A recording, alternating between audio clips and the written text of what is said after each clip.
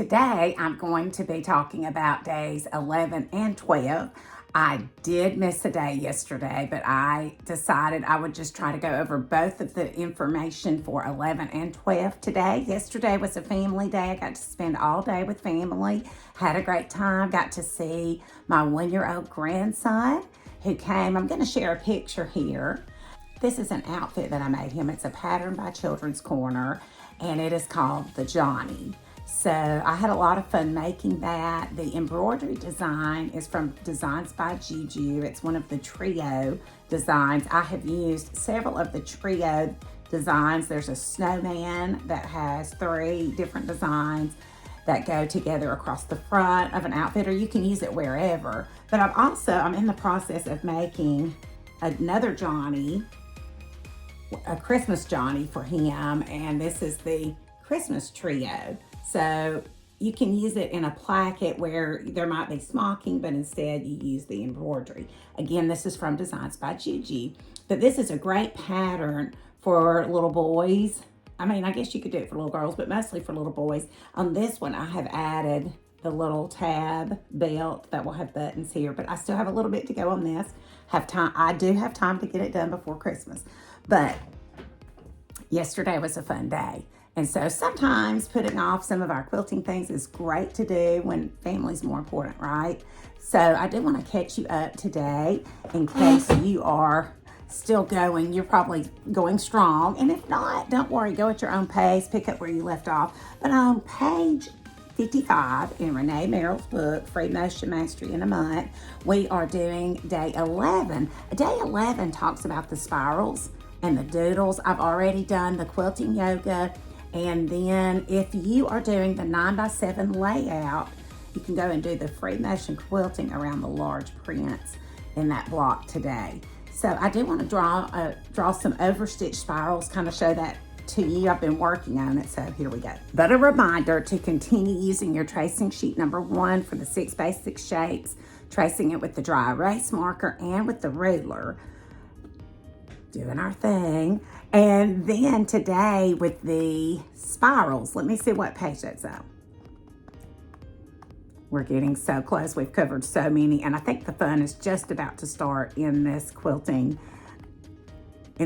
program. So today we're working on spirals. Page 145 is the tracing sheet.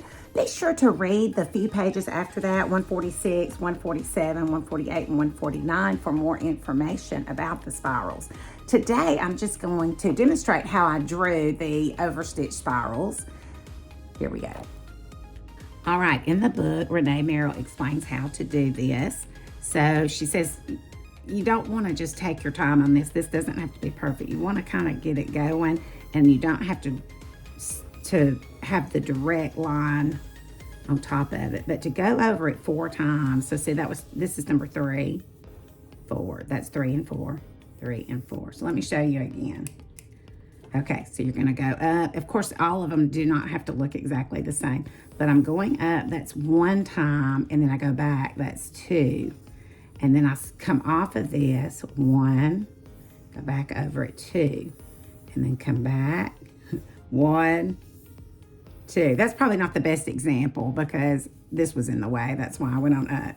So 3, 4, 3, 4, 3, 4.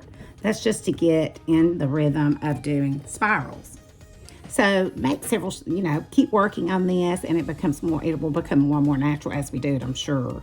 Now, I'm learning along with you, okay? So I haven't been sewing these yet, so I'm just drawing them. Having lots of fun, though. All right, for day 12, I feel like the fun is just now starting. We're going to be using our solid blocks, and we are going to start quilting different shapes and designs on them, as Ranae Merrill tells us to do in the book.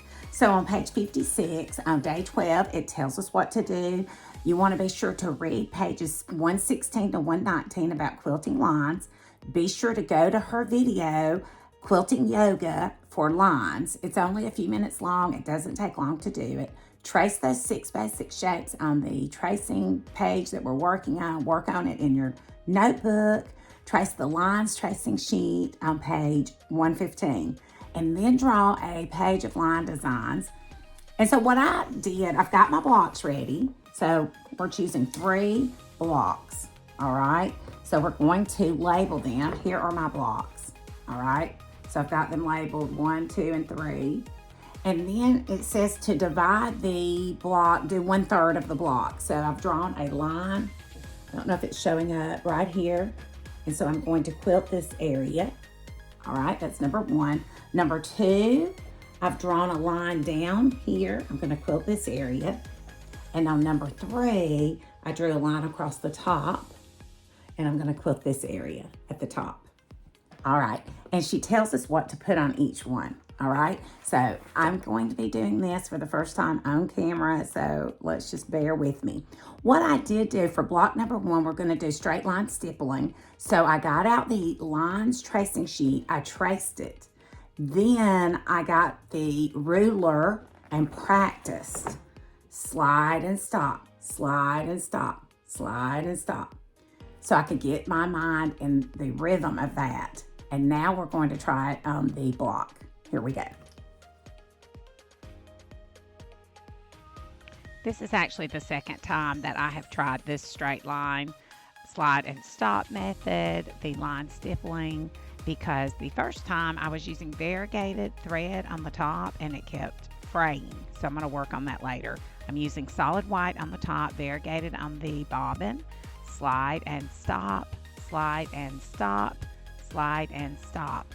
Notice here I'm going to go over the line that I have drawn, but it's because my pattern, the way it ended up, I needed to go over the line. So that's okay, because that line's going to be gone at the end and no one will know the difference. So just remember, this is practice. We're learning as we go.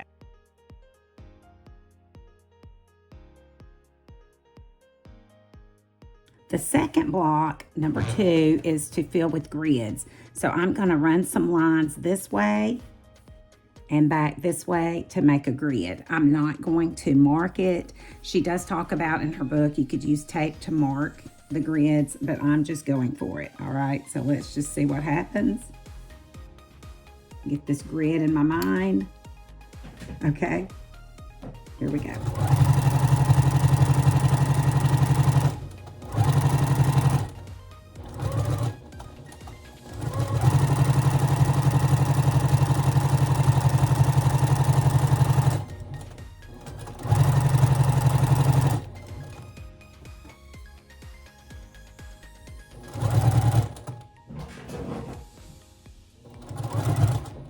So I'm having a little trouble because I'm trying to do straight lines, and because I was going at an angle, I'm going to turn the fabric where it's at an angle to me so I can just go straight. So here I go.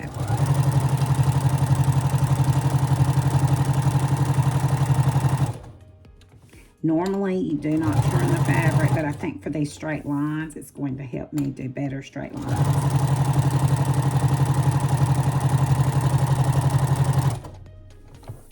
Just like if I did not have my feed dogs up or down.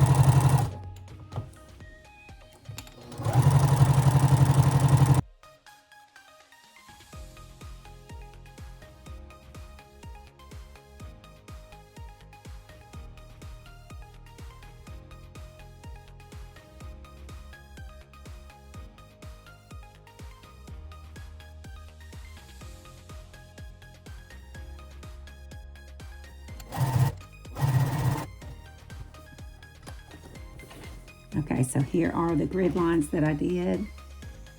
They're not perfect. I did not mark them, but it is done with the free motion, and it is done pretty quickly. You can actually see them better here. There they are, grid lines.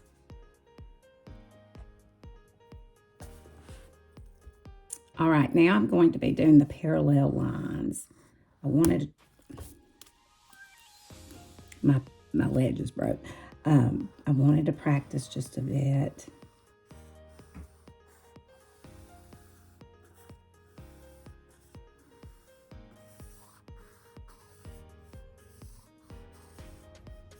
And notice these are not real even. So let me try this again.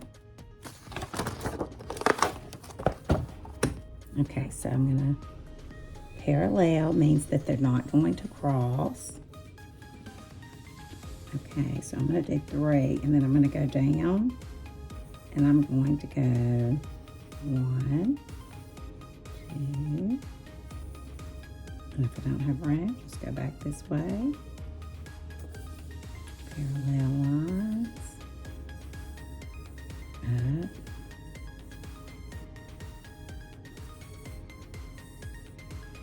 it's never crossing. Slide and stop, slide and stop.